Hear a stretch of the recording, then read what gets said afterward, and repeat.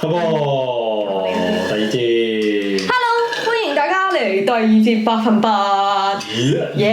好啦，我哋開頭講咗啲即係吹水少少啦，又講下少少資訊嘅嘢啦。今次我哋深入啲講啦。咁啊，降頭你頭先有講分生降、死降，仲有冇啲咩類型？有冇啲咩好爆嘅降頭嘅 example 分享下？即係可以點樣去落呢啲愛情降啊、死降啊之類？有幾個降係都幾害人下嘅，譬如玻璃降啊，或者總之係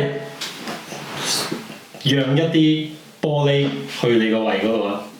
咩啊？真玻璃？讓落去你嘅肚度？係啊，真物理上讓啦，就係用降術嚟到讓。哦，我以為好似讓豬肉嗰啲咁樣。之前唔知好似總之以前啦，以前好耐之前嘅 TVB 有一個經理啊，去咗泰國嗰度溝女啦，之後又唔負責任啦，跟住條女落咗個降頭咧，咁佢翻到嚟香港嗰陣時咧，就長期肚痛喎，然之後真係死咗啦佢，劏開個肚之後咧，就發現有啲玻璃啊嗰啲咁嘅嘢喺度。哦，即係佢死咗，跟住先劏開個肚。嚇！佢肚痛咗咁耐都冇去睇醫生，捱到死啊！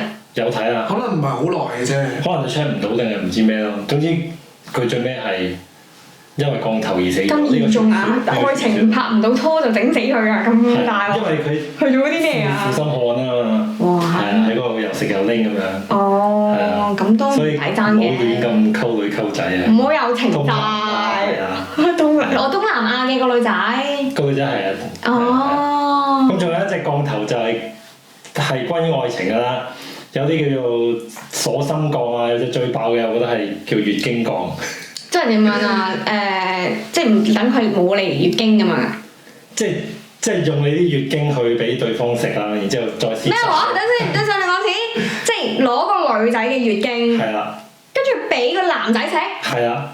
定俾個女仔食啊？男仔食。俾個男仔食。哦，即係你想嗰個人愛你，你就俾佢食。係啊，想留住嗰個人你就控制佢啊，直頭。係啦，控制佢。佢會聽話㗎，好似。佢話離唔開你啊，係啊。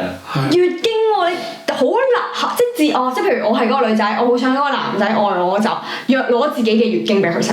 係啊，香港有單案㗎，就係一個菲傭啦，就攞自己嘅M 巾，有血嘅 M 巾，俾阿 Sir 食，攞嚟炒餸，攞嚟俾阿 Sir 食。俾阿 Sir 食 ，Oh my goodness！哇，但係唔係？我想講咧，月經係有陣噏味嘅喎，你點樣啊？咁可能會落多啲白胡椒。咁又變咗白魔法。係啊，落啲薑葱咁咪搞啲薑葱，當豬紅咯，你韭菜豬紅嗰陣滴一滴，可能係覺嘅。觀眾唔建議，千祈唔好學，唔係。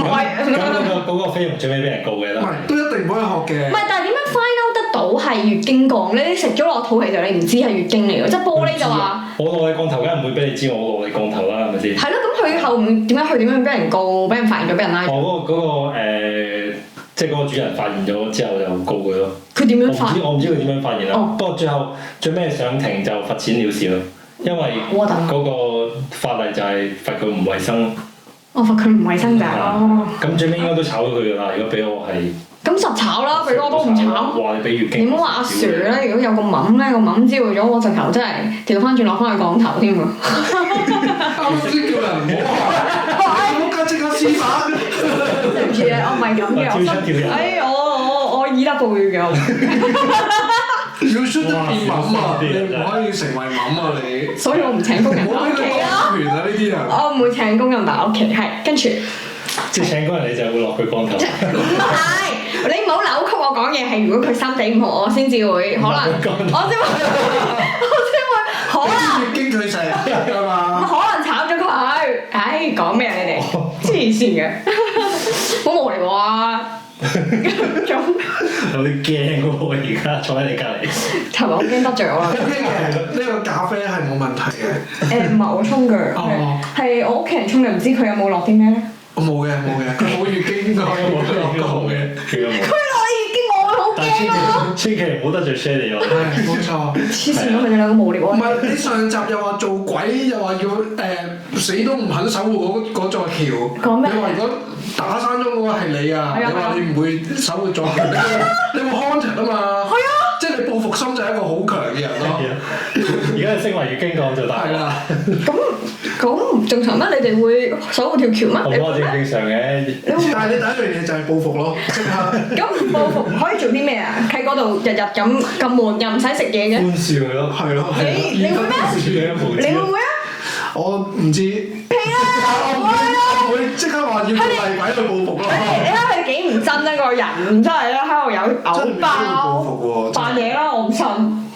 以我認識你嘅性格，你唔會好強烈。你睇人哋好煩啊！但係我唔會用月經降呢啲下三流嘅。我都唔會，我都冇話我會用月經降。因為我先係咪咁講嘅？我話會可以用降，但係可以用第二啲太核突啦，呢個唔得啦。全部都咁核突嘅喎。仲有啲咩核突啊？仲有一個叫飛頭降呢個。咩係飛頭降？飛頭降係剁隻個頭飛過嚟。類似係咁。定係剁你個頭飛過去？真係咁啊！即係就咪剁嘅。咁飛頭降就係降頭嚟講係比較出名啦，因為非常之 V 棒呢樣嘢。係啊。咁練法嘅人咧就要練7749日。即係嗰個師傅，你邀請佢嚟幫你落降頭嗰個人。唔係呢個降頭係自己收嘅。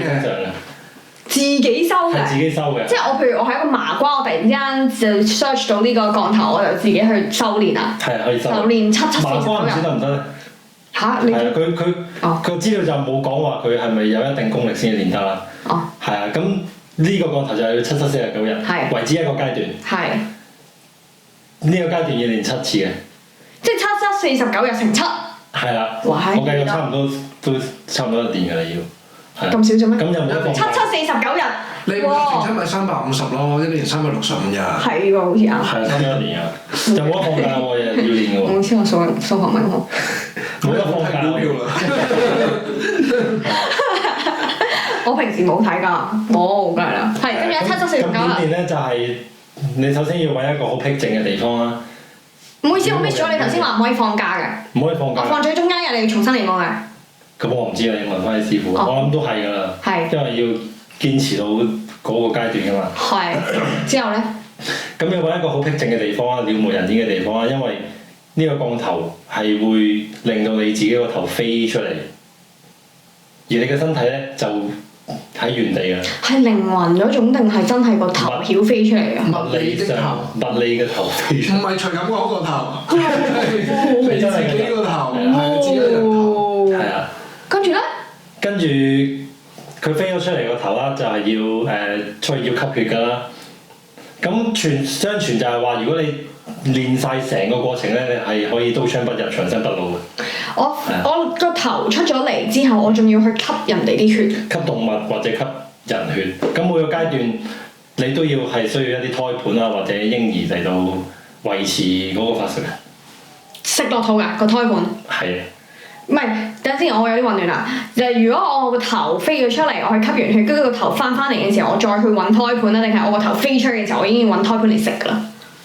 哦，胎盤同埋嬰兒嗰度我就唔知道係平時啊定係咩，但係應該係當補品食嘅。我當補品食嘅。即係增加自己嘅功力嗰啲。哦，即係嗰個就唔係個法術嘅一個 element 嚟嘅，嗰個純粹就令到自己提升啲啫。唔係，都係成個法嘅一部分嚟嘅。就必須食嘅。係啊。必須食嘅。咁但係你要吸動物血同埋或者人血啦，就係個頭飛咗出嚟嗰陣時，夜晚嗰陣時就揾啦。哇！係啊。跟住咧，咁個降係落咩㗎？想做咩啊？個降就係長生不老，刀槍不入，成仙咁樣咯。係咯。哦。係啊，咁但係中間呢個過程就係非常之危險啦，因為你個身體喺度咧，你個頭出咗去啦，咁仲要連埋你淨係個頭唔得㗎嘛。你要吸血，你就係要有食道啦，有胃啦，你要呼吸啦，總之成抽內臟咁樣一齊飛咗出去啦。係啊，咁你個身體喺度就冇安管㗎喎。咁即係得個殼㗎啫喎，你即係所有嘢都係即係屙埋㗎咯喎，要。係啊，所以好高風險嘅呢個降頭。咁話喺屋企唔係最安全咩？哇！佢哋要喺深山練㗎喎。哦，但係又要喺深山練嘅，咁深山練就好多嗰啲熊啊、虎啊、動物啊。係啊，所以咪就係話好危險咯呢樣嘢。哦。即係啲熊見到哇有抽腸喺度飛喎。係咯。就搲落嚟就正啦。個肉身啊，跟住搲佢咯。係啊係。咁似以前拍戲 TVB 嗰啲電視劇咁樣，又係嗰啲道士坐喺度嗰啲。我以前有啲影集係的確有講飛頭降，因為好出名嘅呢個降頭。係啊。我唔會為咗長生不老，我唔係有而家仲有人想長生不老嘅咩？想唔死咩？快啲死仲好啦，咁老。咁一路人從歷史到而家都有嘅。我哋窮啫，我哋仲喺度快啲死啦！唔想喺度生存啦！屌，60歲命好啦。我係俾貧窮限制咗，我唔想啊！李嘉誠都做緊啲長生不老嘢啦。係啊，所有人去到有即係再上位都係咁樣諗嘅。想再人世耐一啲啊？仲有㗎？講到佢長生不老咯，想其實係。唔知喎，最尾啊！咁中間個階段冇食到，你冇屈人哋先。好可愛啊！咁佢要出去吸血㗎嘛，係咪？咁啊維持佢嗰個法㗎嘛。每一晚佢都要唞好多個鐘，個頭喺度飛嚟飛去啦，揾血吸啦，咁啊維持啦。咁附近嘅村民咧就好多一啲譬如佢哋啲畜生啊死咗啊，咁佢哋就會覺得係可能有人練飛頭降落附近。咁佢哋就會喺屋企附近或者畜生嘅籬笆上面咧，就起啲圍欄啊，或者種一啲蘭藤啊，或者係嗰啲仙人掌啊，就希望佢飛過嗰陣時勾住佢啲內臟。哦。咁嚟防止一啲飛頭降嘅。你要食佢哋嗰啲畜生屋企嗰啲豬啊、牛啊。牲畜。我哋入咁樣嘅豬啊、牛啊嗰啲家禽。咁練飛頭降嘅人就會有啲特徵啦。如果你見到一個人戴住黑超，條頸又綁住啲圍巾嘅咧，咁嗰個人可能練緊飛頭降。即係佢熱屎啊啦，30幾40度，突然之間條街度圍住條圍巾，又戴住黑超，因為超到好多紋啦。練飛頭降嘅人，佢對眼會紅色啦，同埋條頸會有一個痕嘅。哦。所以就係。咁但係女士就分唔到，男士就正常人，即係都好少藍圍巾嘅。就會知道如果有加黑超。而家仲有冇㗎呢啲？定係你講緊係都係好耐之前嘅一個傳說嚟㗎？我相信其實應該冇呢樣嘢啦，咁誇張。係咪咧？不過真係有啲人傳說咯。你信唔信啊？有個人飛個頭出嚟？唔信啊！係咯，我相信而家。唔係，我相信靈魂可能有機會出到嚟，但係你話佢 physically 連埋啲腸，跟住真係冇咗個頭，我真係。超乎我想象咯，我覺得。真係超乎想象。冇可能啊！我會寧願信 UFO 同外星人咯。咁 UFO 外星人可信啲喎，即係呢個年代嚟講。真係啊！當時嘅人真係可能會信啊嘛，而且真係有啲家禽真係牲畜死咗啊嘛，咁佢哋就會覺得係一啲人練緊飛頭降咯，通常係。即係有資料話，通常係一啲怨氣好大嘅師傅係會練飛頭降。怨氣好大。係啊，即係佢條命已經唔比起法術重要。即係我明啦，係咪嗰啲咧？以前咧電視劇咧會講咧，佢咧嗰啲嘅一出世就好慘啦，好窮啦，好難得捱到咧，由師傅收我練法術啦，跟住然之後咧，我咧就要長生不老，練到師傅都殺埋我，學晒所有法術，跟住我仲要係不被重用嗰啲徒弟，跟住然之後我就去收山練長生不老，打死你班仆街咁樣。係咯，可能嗰啲先練。你冇睇嗰啲咩？你話佢怨氣重。好理解喎。你嘅怨氣，唔好再講呢個 topic 啦，我哋。有一日見到佢攬住圍巾戴住黑超咁做節目咧，咁啊有啲驚啊！你知英國幾多山林咧？英國好多地方係適合練飛頭降喎。係唔係？因為佢好空曠啊嘛，咪就係冇多人嘅喎，應該真係人。你揾物色下我哋，到時話我知。我都唔係麻瓜嚟㗎。淨係見到佢內臟咯，見到阿 Shelly 個頭飛過嚟，你屋企有冇養打個招呼？你屋企有冇養畜生啊？我屋企有隻狗啊！你話佢係畜生哦？譴責！你唔好過嚟吸佢啊！到時吸你啲血先。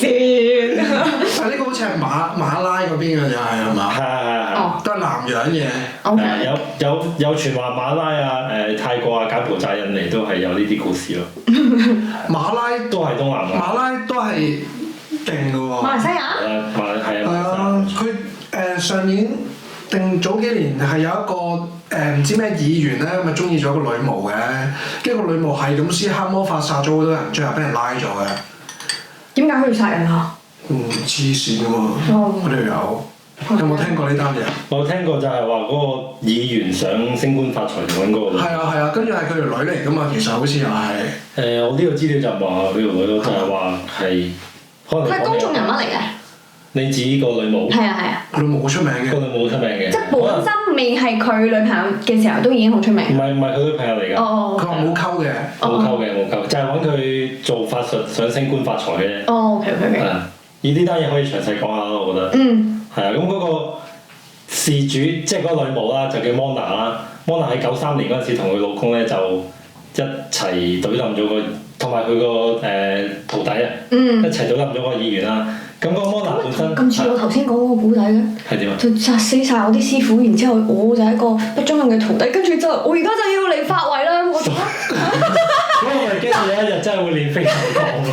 咩啊？你我都話我真係好適合做編劇，故事嘅發展一定係咁。我唔覺得你適合做編劇，我覺得你親身。你適合做巫師啊！繼續，好，跟住咧係。咁嗰個殺人女巫啦，本身係個歌手嚟嘅，喺一出道嗰陣時咧係出咗一隻碟啦，亦都唔係好出名啦。咁後來佢就經過幾次婚姻失敗咧，最尾嗰個老公咧就係一個巫師嚟嘅。老公都係巫師嚟嘅。係啦，咁佢先至入行做巫師嘅。咁經過佢喺咁多年娛樂圈嘅人物啦，咁佢好多客都係即係達官貴人啊嗰啲。咁最尾佢俾人拉之前咧，呢個客就叫做 Maslan。Maslan 係啊，就係一個州議員啦，亦都係一個拿督啦。咁就揾咗佢話想升官發財啦，因為當時嗰個拿督就即係嗰個仕途亦都係堪虞啦，所以就即係轉下運啦，想揾人。係啦，咁就揾咗佢之後咧，亦都做過唔止一次法術㗎，係啊，亦都俾咗勁多報酬佢喎。係啊，折合翻有57萬港紙嘅報酬同埋幾張地契。57萬港紙都唔係好多啫，地契值唔值錢啊？馬來西亞啲地契。57萬港紙加幾個地契。哇！我幫你拿督升官發財喎。過百萬。係啊，嗰個拿督好信佢咯，所以證明係。梗係啦，咁我覺得收得少其實。都唔少。可能喺馬來西亞好多㗎啦，57萬。馬來西亞嗰個太富裕啦，香港人。太離地。所以我先知，我所以先冇諗到要長生不老啫嘛，跟住咧。其實真係唔少啊，因為佢哋住嗰間屋都係非常之大宅嚟啊，同埋嗰個州議員亦都係有聲望啊，係啊。哦。所以佢失蹤嗰晚咧係好多差佬會即係會緊張咯，個社會。最尾係有幫到佢升官發財嘅，真係有一輪。最尾冇嘅。冇嘅，跟住佢就失咗蹤啦，即係幫完佢收咗佢錢，幫佢做完類似法事，佢就失咗蹤，定係點樣啊？收咗佢錢啦，跟住就入咗佢間屋做法事啦。入咗佢間屋做法事啦。係啊，咁入到佢一個地牢嗰度啊，類似地牢嗰度咁樣。係。咁阿 Mona 就叫佢換件衫啦，就做一個有關沖涼嘅法事嘅，會濕身嘅。然之後 Mona 就揸住一扎花，然之後就同佢施咒語啦。仲要揸住一扎花嚟施愛。咁就叫佢嗰陣啊，好撚強喎呢個狗。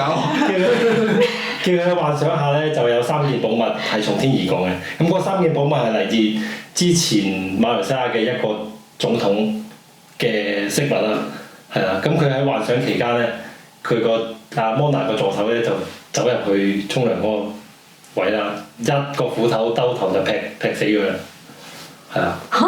跟住身首異處啊，就係咁樣對落。等先，佢係 Mona 叫佢諗3樣嘢。法寶。3樣法寶，咁嗰3樣法寶就係前拿督嘅3樣嘅寶物。係啊，咁如果諗咗呢樣嘢，當佢從天而降，你接到嗰啲法寶咧，你就可以即係擁有好運啦。又會有好運。點解佢會諗前拿督嘅3樣嘢嘅？前總統呢個問翻我女巫啊，問翻 Mona。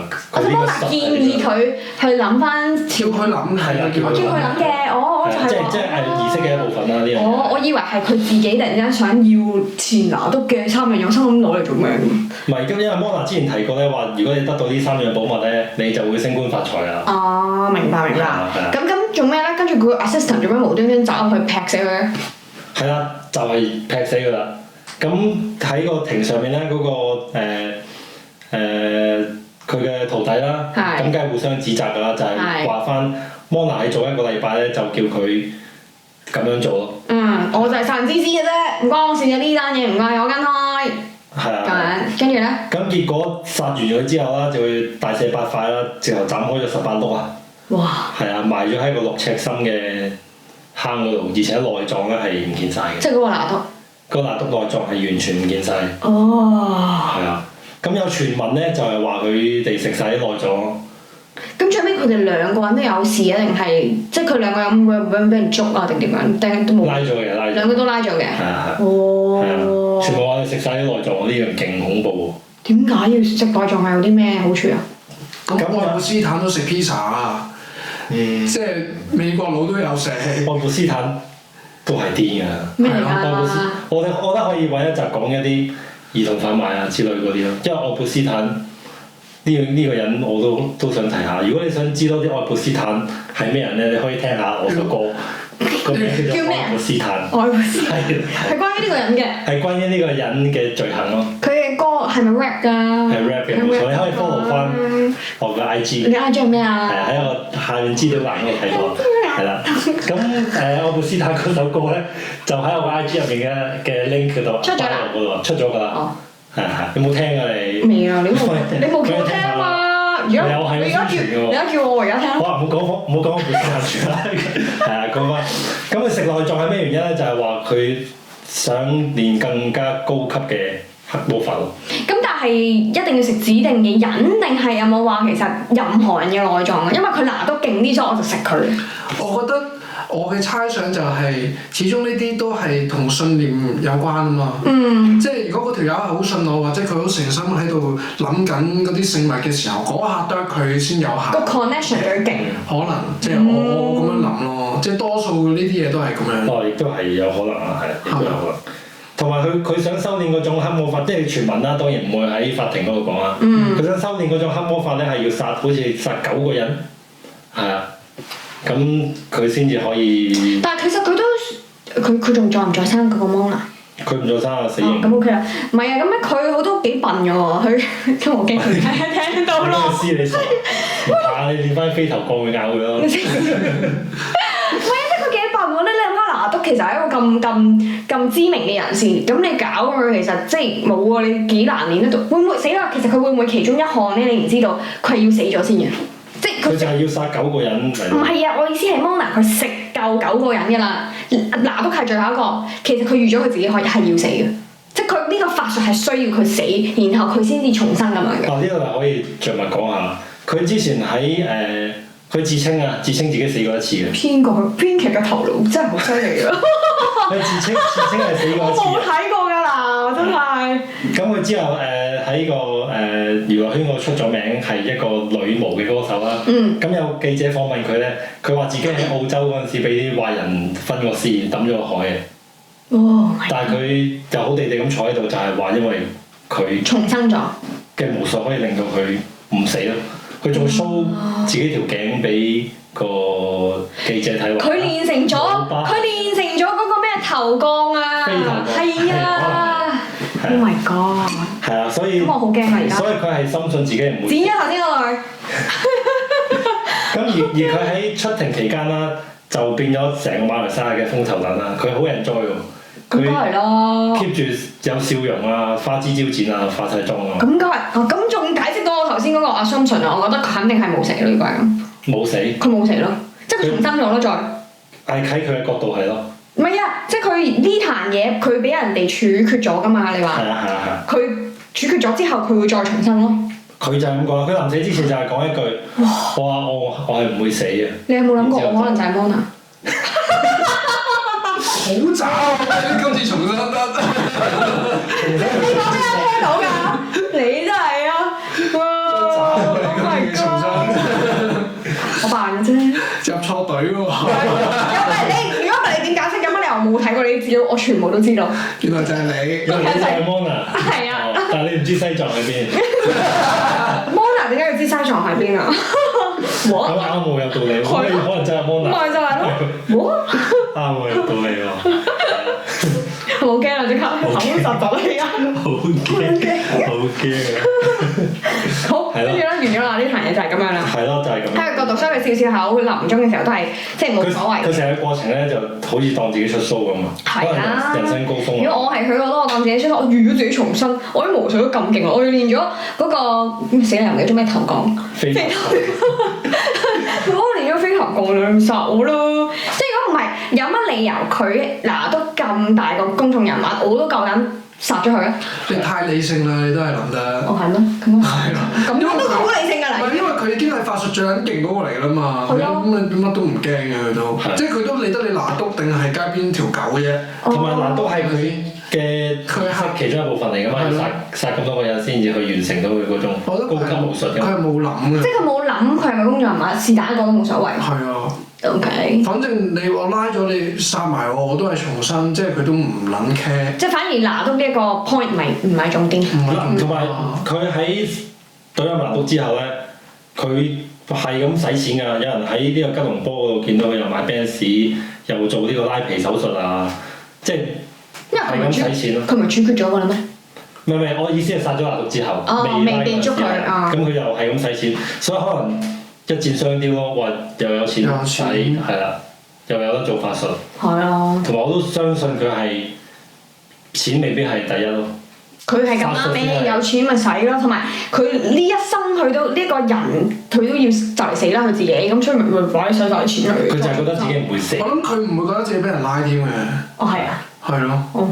即係佢一定唔會考慮呢啲嘢咯，拉唔拉邊個係拿督出唔出名。直頭唔需要諗後果。佢就係淨係諗自己啲法術好勁，跟住呢個好多錢我咪攞咯，攞完咪用咯。即係佢唔係一個犯罪嘅角度去做呢啲嘢。我反而唔係好拆解到 assistant 嗰個心態，即係佢 assistant 都有法術嘅，即係 Mona 會睇佢嘅，我照佢嘅，到時佢死我都會，即係佢都可以重生嚟咁樣。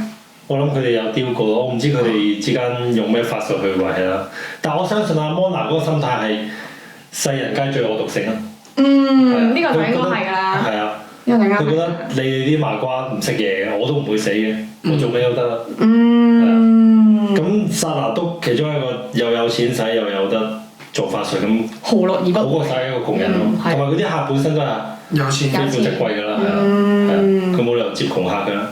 係啊，所以非常之入骨啊！呢條友都喺俄羅斯都有一個好出名嘅咁樣嘅巫師嘅，叫拉斯普京啊，有冇聽過？哦，巨鳩妖真，我有聽過啊！呢個好爆喎，呢個。我就知普京啫。佢係落毒又殺佢唔死啦，跟住開槍又射佢唔死啦，最尾係浸死嚟，佢巫師嚟嘅，佢係一個農民，跟住唔知即係佢啲人就係話佢係神棍啦，跟住就氹到個皇室，即係差唔多末代沙皇嘅時期，跟住佢就入咗去宮殿度做嗰啲即係首相嗰啲位啦，國師嗰啲位啦，係啦。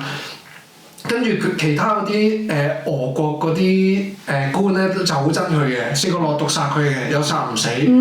跟住開槍射佢又射唔死嘅。佢就係嗰啲劇集裏邊殃國殃民嘅國師，有法術，皇帝淨係聽佢。佢最特別咧就係話佢碌膠有30 cm 長嘅，同埋屌晒啲皇室嘅。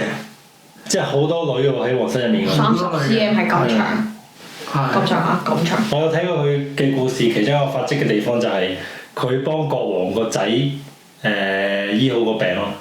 咁話説，即係國王個仔有個病啦，咁個病係會令到佢總之就好似類似貧血嗰啲唔夠血㗎啦，成日頭暈之類嗰啲啦。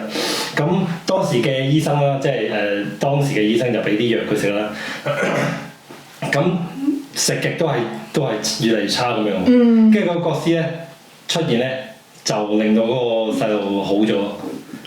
咁之後啲人講翻就係話，嗰個國師唔係佢施啲咩法術令個細路好咯，而係叫佢停藥咯。因為嗰隻藥咧就會令到個細路越嚟越薄嘅啲血。佢咩啊？佢有薄血病啊？你貧血嗰啲嘢。貧血嗰啲哦，所以就叫佢唔好食嗰啲藥。係啊，咁嗰個國師拉斯普京係拉斯普京嗰個説法就話：你停晒啲藥啦，我幫你施法術，你個仔就會好噶啦。佢用咁嘅説法咯。咁其實真係好運喎呢個人。如果事實係咁。佢最尾又點都唔死，但係就浸死啦？點解咧？唔係最尾都係成個沙俄嘅政權都係要收皮㗎啦，跟住都係最尾都係浸死，我唔記得詳情啦。哦。係，但係最尾都係要死。最尾都係要死嘅。呢個都係好傳奇嘅一個由低層打起去到國師級嘅人。佢可能係可以重生嘅。勵志㗎，勵志㗎。佢可能可以重生，我唔知啊。係咯。係咯。可能未死。可能未死係嘛？又變咗我嘅咧。變咗普京。佢有機會喎。佢今世冇拉絲啦，就係啲芝士。乜嘢冇拉絲？啲芝士好難啊！做摩西啦，係啦，要做第二啲芝士啦，直接做普京算啦，做拉絲普京啦。乜嘢？咩 get 啊呢個？好難啊！我發現我唔好 get 到你哋兩個笑位喎，有陣時，因為你兩個自己喺度笑，完全都唔知。笑得㗎。得㗎啦。真係好好笑啊！好，跟住咧。係啊。我哋呢個拉絲，仲有啲咩降頭啊？係好值得講，我哋又唔知嘅咧。講個降頭啦，講個拉斯普京啦，仲有講個咩？冇啦。我覺得有一個話題一定要講嘅。咩？係邊個啊？獵巫。咩叫獵巫啊？哦，獵巫。呢個一定要講。獵巫魔啊！呢啲笑話都高級啊！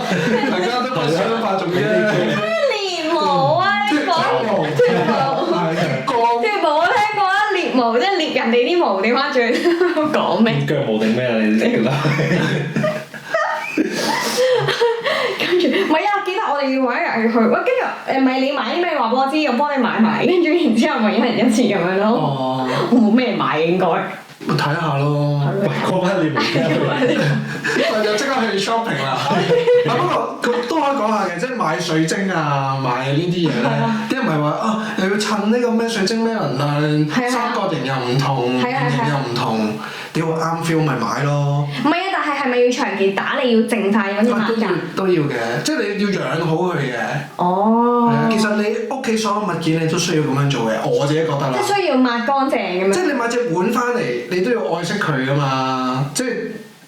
我自己覺得啊，我真係咁諗嘅喎，所有嘢都有能量嘅喎，你唔撚理佢，你對佢唔好，佢咪咩咯？我可唔可以冇對佢唔好，但係冇對佢特別好？咁咪你就係冇特別好咯，所以好嘅，你講咩啊？咩我冇特別好啊？嗱，即係譬如你一間屋，你有一間房係少啲去嘅，咁嗰間房嘅能量都已經唔同啦。就唔同啦。因為你每日攞嚟食嘢嗰個碗，你其實每日同佢相處噶嘛。泛靈論嘅喎，你係比較偏。我係偏。咩叫泛靈論啊？即係有靈咯。都有靈。哦，邊個泛啊？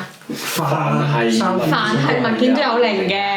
哦。即係好實際咯。好多呢啲簡體字，咁仲有咩門派咧？如果你佢係泛靈論，咁仲有啲咩論？你係咩門派？你就係唔 Q 理佢嘛？我就係。泛靈論係一個睇法嚟嘅，譬如有啲宗教係一神論嘅，咁佢唔係泛靈咯，淨係嗰個神先係靈咯。我係自生飛頭講嘅。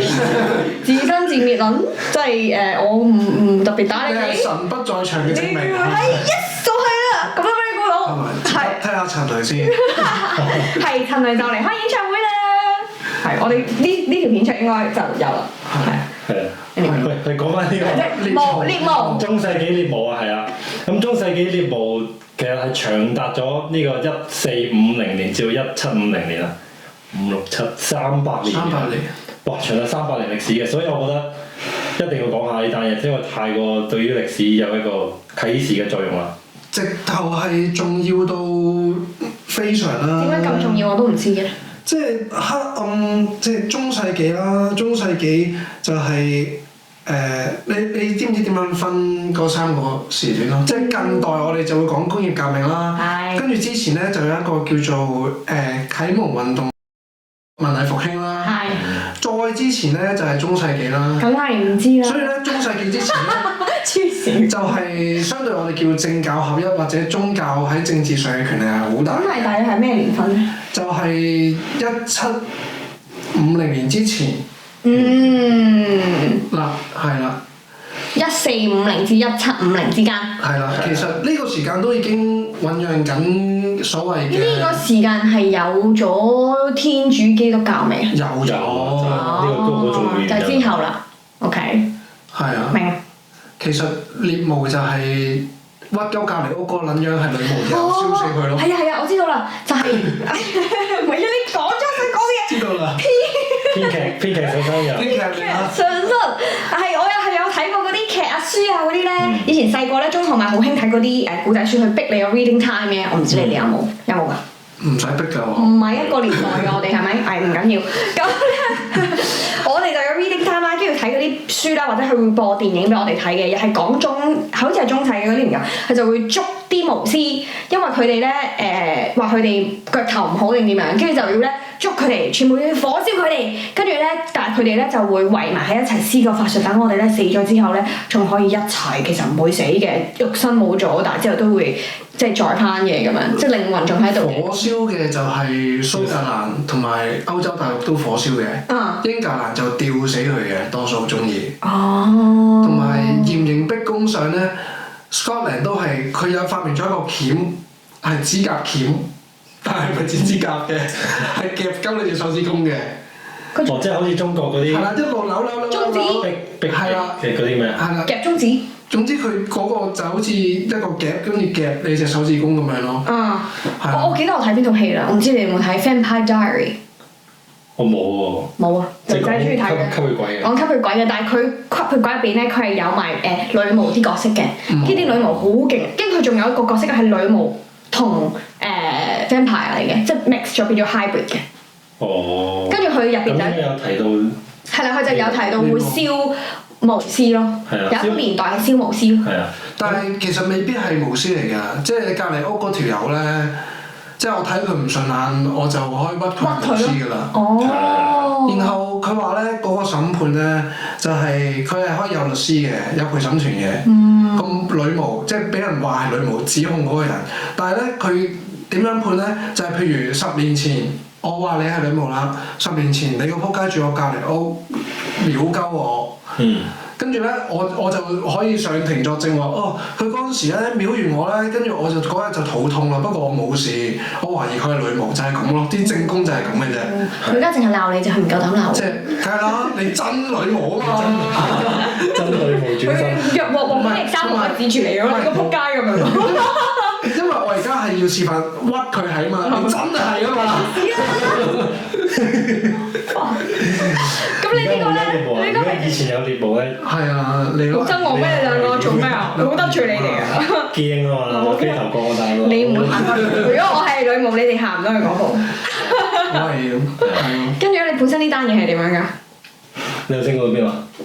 燒女巫咯，就係屈鳩你咯。係啊，燒佢咯。係啊，燒佢原來即係話燒佢。燒佢後咧？點解要燒佢咧？又唔係斬頭嘅成咧？因為佢哋相信啊，燒呢個行為咧會燒埋佢嘅靈魂啊，等佢唔使翻嚟報仇，係啊，所以冇嘢。所以你想咩啊？你又讀好咗個 get，你講話俾我要聽，話俾觀眾聽睇好唔好笑先嗱，聽住啦，俾心機聽住個 get。唔講啊！呢啲太黑咁。講啦。唔講。你最衰就係呢啲講一半，講得又唔講，快啲。係啊，咁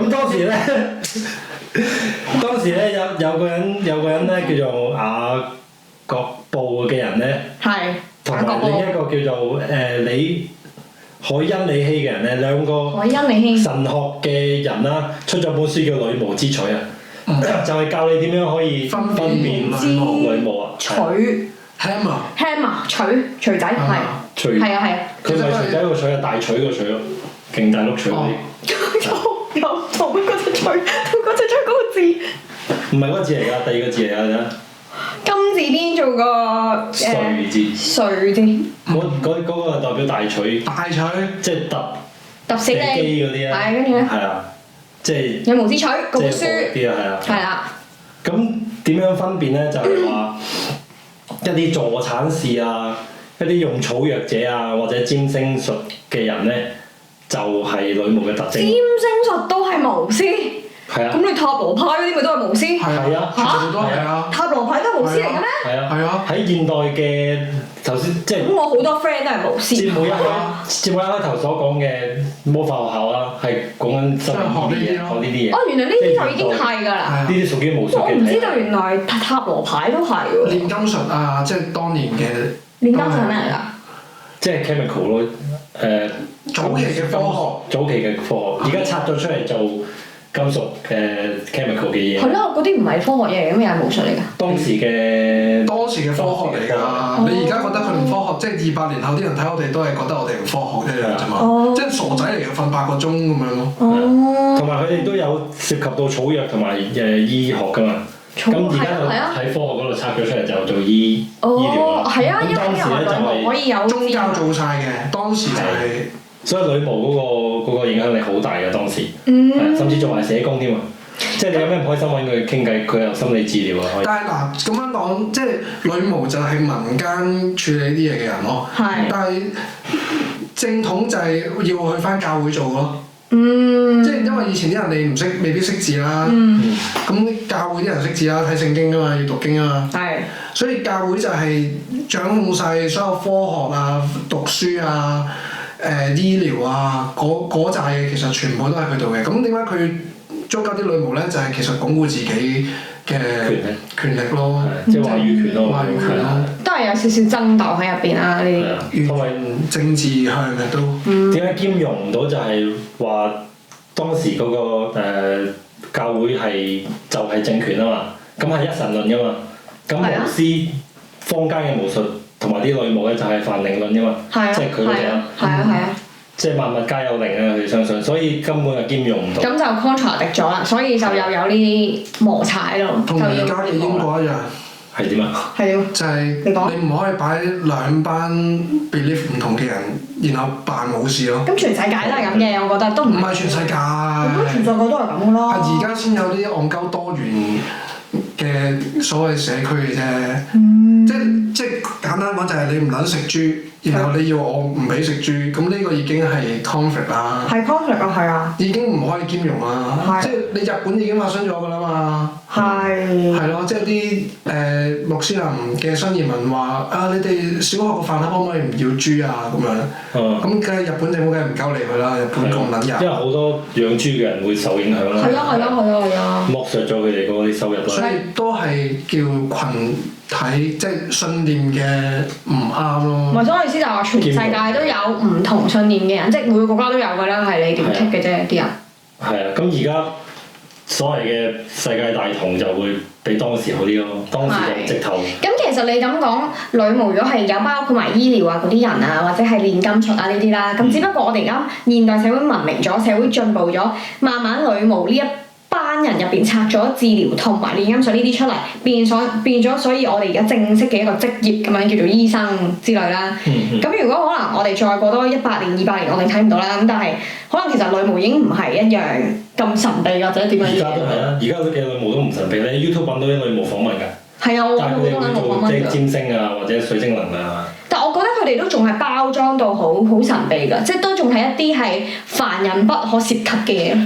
我覺得係因為我哋唔熟嘅，即係好似茅山術咁，我哋唔熟就覺得佢好神秘咯。但係其實有好多資料你係可以了解深入去入行㗎嘛，甚至係啊。喺一個女巫嚟講，佢即係我覺得現代啊嘅資料已經可以揾到，令到你覺得神秘嘅嘢而唔神秘咯。即係如果佢有日好似開醫療學校咁樣開到，即係女巫學校可以開醫學院咁樣開到咁多嘅話，其實就係同化咗件事咯。應該係話而家嘅女巫係做一啲能量啊、占星嘅嘢咧，就係冇科學，冇嘢 support 佢，冇現代科學 support 咯，係。即係咁，我哋解釋下咩叫科學精神先啦。科學精神就係喺同一啲資源、同一個時間、同一個實驗嘅過程之中，你都可以反覆咁樣做到同一個結果。但係巫術係唔得㗎嘛。嗰個就係科學精神啦。係啊。咁而無論占星術啊、塔羅牌啊、能量啊呢啲嘢係做唔到呢樣嘢㗎嘛。係啊。所以就歸類唔到去科學。但係醫學同埋煉金術係得嘛，因為 chemical 同埋醫學係可以做到重複啊嘛，重複實驗，所以你覺得神秘嘅地方就係因為佢係就冇嗰種科學嘅解釋咯，亦都好難解釋啦，講真，跟住係咯，就係咁樣。咁係啦，講翻啲爆嘢啦，就係點樣去證實佢哋係咪女巫咧？佢有好多方法嘅，其中一個係水驗法啦，就係將你綁手綁腳啦，浸你唔死嘅，沉咗落去咧，一路都沉咗落去咧，你就唔係女巫啦。你浮起你就係女巫，就要燒。咁但係人唔係通常都係浮嘅咩？你浮你咪女巫咯，轉頭燒死咯。如果你唔浮，你可以係咁噴氣，令到自己沉噶嘛。咁你沉，咁咪浸死咗咯。好戇鳩喎！呢個方法係要你死㗎。就係要你死咯。係啊。好戇鳩喎！正常人類都係浮㗎啦，不過可能你可以浸死自己嚟證明你清白咯。你黐線嘅。係啊，仲有一個方法就係要你都幾野蠻啊！除晒啲衫褲就係揾你身上有冇女巫嘅印記咯。咁嗰啲印記好多時嗰啲係粒物。咁胎記咧係咯，有胎記咧。係啊，有胎記有係啊，咁你係女巫。好野蠻啊！係啊，仲有一個説法就係話，如果你用針拮你係唔痛或者唔流血咧，同埋唔流血咧，你就係女巫咯。咁當時啲人有啲叫做專業刺針師嘅，就喺啲針嗰度做手腳。一拮嗰陣時咧，嗰支針就會縮落個針筒入面啦。咁你又唔痛又唔流血啦。咁我係咪都鳩叫咯？咩啊？係咪都鳩叫？如果針你半隻，你唔知幾時落嘅喎。唔係，同埋你都唔流血啦，你唔流血都係一個。冇窿嘅喎，大佬你拮落嚟冇窿，咁咪唔流血咯，好合理啊，傻㗎。咁佢就可以話你，會證明唔到喎，用水驗法啦。一包就車埋佢啦，證明唔到。係啊，即係其實佢各種方法都係要屈鳩你係女巫。哇！好野蠻喎。一係你又死，一係你又認咯。咁我梗係唔認啦。冇㗎啦，多數都冇，全部判有罪㗎，幾乎。全部判有罪唔緊要。一有指控嘅成功率係好高。唔緊要，好似摩蘭話齋，我有巫術㗎嘛，整死你俾我撲街。重生係咪？有啲真係唔係真係女巫嚟㗎嘛？係。好多都唔係真係女巫嚟嘅。同埋就算真係女巫，佢哋都冇害嘅。係。但係都有屈鳩佢哋話食 BB 嘅。係。佢話即係同頭先食胎盤一樣，就係都係話佢哋要食啲未受浸嘅 BB 咁樣去增加法力咁樣嘅。冇嘅，佢呢啲都係莫須有啦。佢想整死你哋，佢就係因為你同佢對立啊嘛。同埋有個嘢好有趣喎，可以分享下，就係女巫點樣飛，點解有呢個掃把咯？係點解啊？就係其實都有啲陽具崇拜嘅嘢喺度嘅，就係夾住碌棍。然後就會令到你諗起同魔鬼性交做愛咁樣嘅嘢啦，同埋同魔鬼丟咁係嘛？咁你就呢個能力。因為佢哋都會覺得所有女巫都有同魔鬼做愛嘅。係啦，同埋掃把個個屋企都有。打造佢一個淫婦嘅形象。咁但係其實老實講喎，巫師咧都唔係得女噶嘛，有男噶喎。有男㗎。係咯，但係主要都係女咯。主要都係殺啲女人為主咯。即係受害者之中有4分3嘅女性咯。咁所以其實諗翻嚟嗰個年代，你諗下咁以前嘅年代，佢哋係即係全世界都做男聽女噶嘛，即係覺得女人都係廢啲冇用㗎嘛。男權。咁所以男權多啲㗎嘛，咁所以都係合理咗點解佢哋要殺佢哋咯。合唔合理啊？好唔合理喎！唔係即係 I mean 佢哋嗰個認知係啊，即係以佢哋以前嗰個知識年代，如果講真，如果女仔再叻啲，因為佢叻咗啊嘛，佢識巫術喎，女巫大佬，我做男人我咁廢，咁梗係唔得啦！即係唔好講話淨係女巫定係基督教乜教都好啦，即係咁樣男人喺屋企都會驚咯。係。一有恐懼，啲人就嚟料啦。係啊，就會壓制佢咯。係啊。係啊。呢個係睇劇睇翻嚟㗎。係，成個過程點咗4至6萬人啦，都係屬於一個大規模嘅屠殺咯，係咯，同埋獵巫中間嘅過程咧，慢慢演變到咧係一個產業嚟嘅。獵巫係一個產業？係啊，有啲獵人係組織公司去獵巫嘅。即係你一篤灰，你報料有獎賞？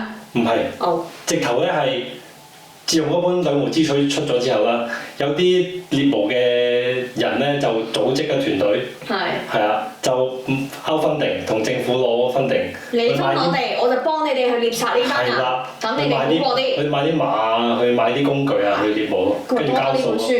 咁既然交數得嘅話，梗係有啲人俾人屈啦，因為有錢啊嘛。係啊係啊。咁有着數嘅就會變咗一個產業咯。咁嗰啲仆街就係揾人交數。即係咧，每一樣呢啲嘢咧都係確除嘅。其實而家都會有呢啲事情，只不過唔係女巫啦，係第二啲嘢咯。有好多商業嘢都係烏鴉一樣黑做數咯。係啊係啊。不過嗰條數係人命㗎嘛，當時好恐怖。唔係，而家都係㗎。而家都係。即係早幾年話要捉你去快西嗰啲都係㗎。咩叫快西？即係疫情啊！哦，係快西。好。唔係叫快西嘅咩？咩叫快西嘅咧？快速西驗啊嘛。快速西驗啊！講多幾隻字好難咩？快西。睇咗啲呢啲唔同新聞啦，好似睇財經新聞啦。收飛頭哥啊！我已經不食人間煙火，同你哋班傻仔喺度做咩？好啦，我哋今日先嚟到呢度啦。中意嘅咧就留言、share、subscribe、like 啦。我哋下集再見。想聽咩話俾我哋知啦，拜拜。喂，仲有好多嘢未講啊，其實。係咯。係咯。係啦。或者你哋有啲咩想我哋講可以留言啦，有啲咩？或者想睇我練巫術，就話俾我知啦。直播練巫術呢個，咁你哋坐喺隔離好驚，不過護咗身體。唔驚，我剪牛雜咯，即刻剪牛雜喺度，個頭飛出嚟。我幫你剪頭啊！浸落個滷水度先，即刻成抽嗰啲腸啊！你真係最邪惡，你睇住浸我啲腸落滷水，滷水出嚟嘅。好啦，拜拜，再見。漏水喎。識嘢啦！個腦流水係做咩㗎？個腦裝水啊嘛。你真係啊！笑死啊！